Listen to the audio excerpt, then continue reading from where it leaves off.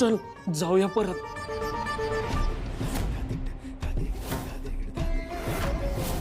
तुकडे तुकडे करून फेकूनच देतो आता. माझ्या परवानगी शिवाय माझ्या दालनात एवढ्या रात्री घुसायची हिम्मत कशी केली तुम्ही? आओ मधुराज, आता आम्ही तुमच्यासाठी जे काम करतो ते असं लपून छपूनच करावं लागतंय हो.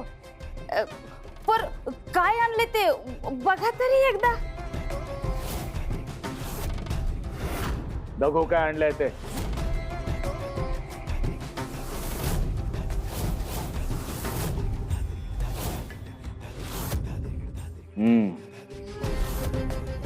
ठेव तिकडे.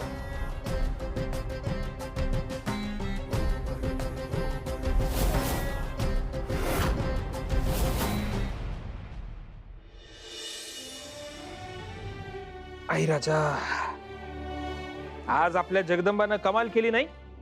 त्या मालूसाठी किती आणि काय काय केलं तिने. आधी त्या मधराजाच्या तावडीतून तिला सोडवलं, त्याच्यानंतर तिला धीर दिला, समजावलं. ती जेव्हा त्या मधराजाच्या समोर अशी ठाम उभी राहिली ना, तेव्हा तर मला असं, गंगाई अगं तुझ्याशी बोलतो आहे मी. वय हाय, माझं लक्ष हाय. हा, कौतुक करण्यासारखीच गोष्ट आहे, पण तिने जे वाड्यावर केलं ते काही चांगलं झालेलं नाही.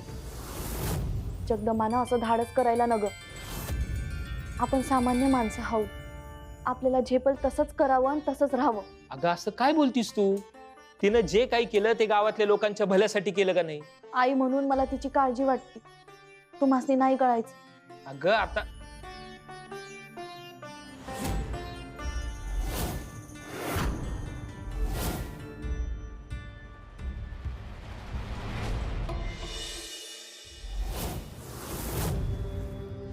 अहो गावातल्या घराघरामध्ये फिरून लोकांचा डोळा चुकून आणलोय.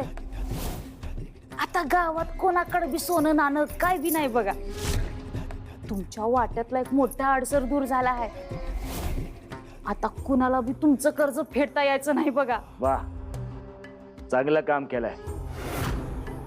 निघा आता. आ?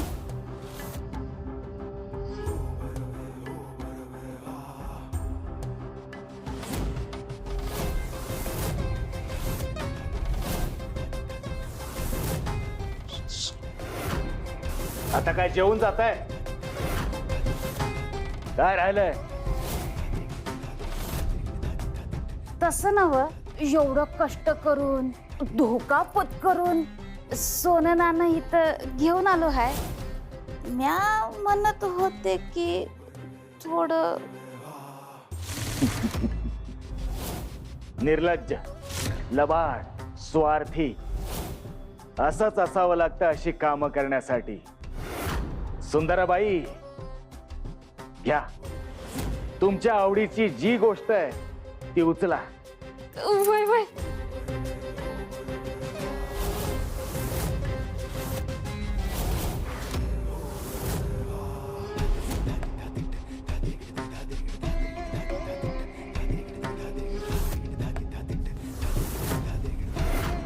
मधुराज, तुम्ही लय म्हणजे लय चांगला आहे सा. येते मी.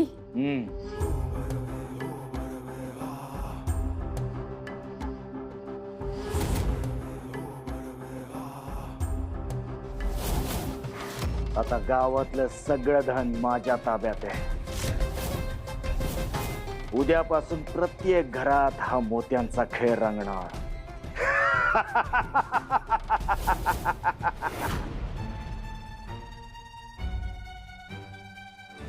जगदंबा, बस इथं. हे बघ बाळा, तू आज मालूला समजावलंस, तिला आधार दिलास, हे चांगलंच केलं बरं का. पण तिथे वाड्यावर जे काही केलंस ना ते परत नाही करायचं बरं का. अगं ती माणसं लई वाईट आहेत, क्रूर आहेत. तू कशा पायी त्यांच्याशी लढायला गेलीस ग? आणि तुला ते भाला बिला चालवाया कोणी शिकवलं ग? काल ती काठी चालवलीस, आज हे बघ, हे आपलं काम नाही बाळा. यापुढं असलं काही करायचं नाही. हा अगं, आपल्याच गावातल्या लोकांच्या भल्यासाठी लढते ना मी. काय चुकलं माझं? बघ शोभती का नाही माझी लेक? बरोबर बोलती आहे ती. तिनं जे केलं ते गावातल्या लोकांसाठी. अगं गावातले लोक आपले जे काही करतायत उगा तिची बाजू घेऊ नका. आणि तुला बी सांगून ठेवते, मला हे खपायचं नाही आणि पुन्हा असल्या भानगडीत पडायचं नाही म्हणजे नाही.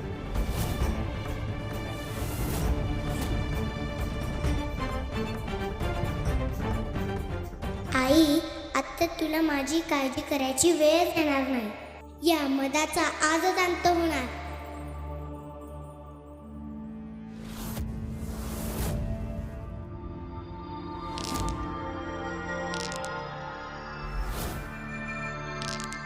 हा मद्राज आता काय काय करू शकतो हे कळेल सगळ्या गावाला.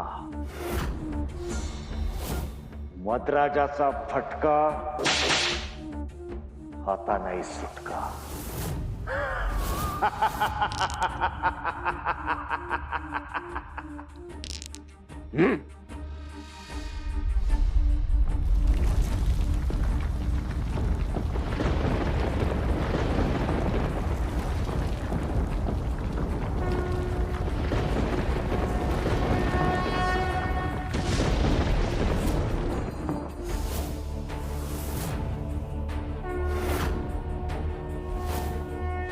तुझा अंत जवळ आलाय मग. माझ्या भक्तांचा तू छळ करतोयस.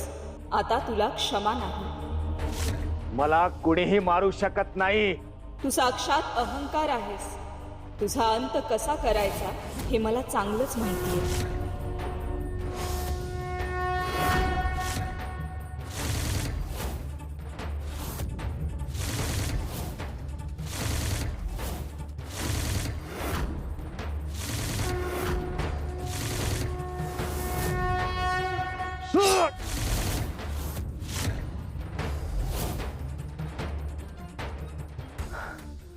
स्वप्न होता.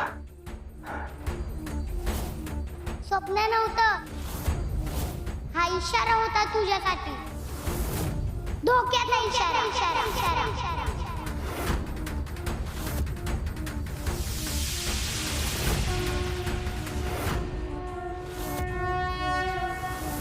तुझा आजच होणार आहे मग.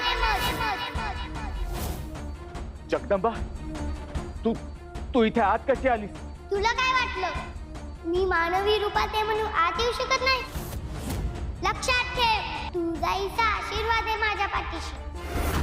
तिनेच मला तयार केले. आता तुला कुणीही वाचवू शकत नाही.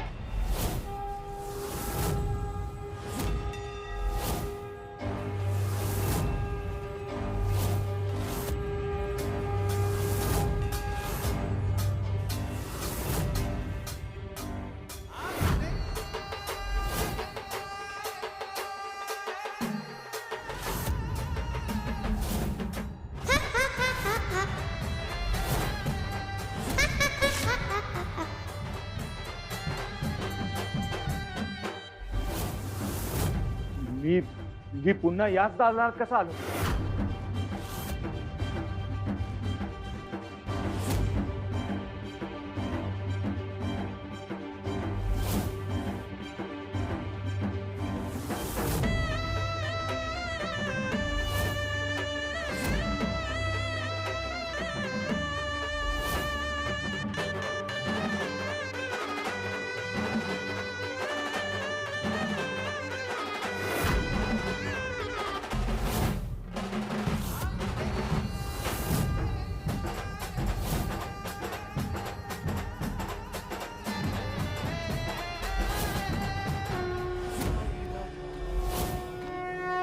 हे काय चाललंय?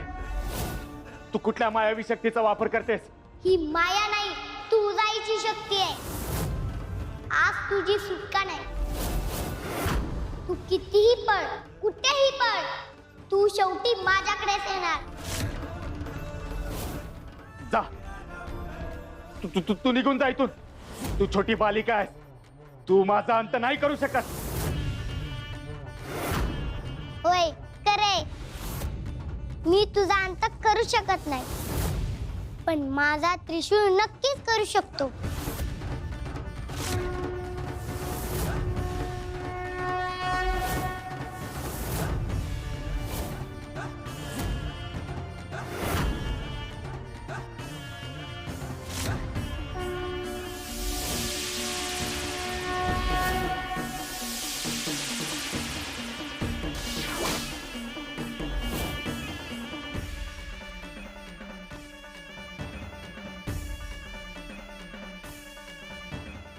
क्रोध तू?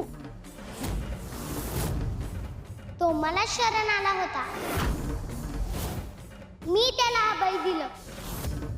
आता तो माझा अंकित आहे. देवी, हा अनुभव फार विलक्षण आहे. माझ्यातला क्रोध आणि संतापाची आग आता मला जाणवत नाही. मी शांत झालोय आणि आता माझी चूक मला लक्षात आलेली आहे. आपल्या चरणांपाशी जागा द्या. आपल्या सेवेत मला कायमच रुजू द्या. तू आमच्या त्रिशूळातच निवास करशील आणि अन्यायाविरुद्ध क्रोध हे हत्यार म्हणून वापरशील. क्रोधा माझा आदेश आहे. या मदाला भस्म करून टाक. जशी आपली आज्ञा देवी.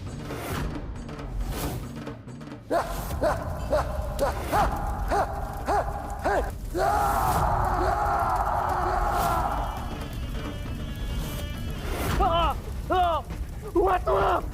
वाचवा! जगदंबे! जगदंबे वाचव मला! वाचवा!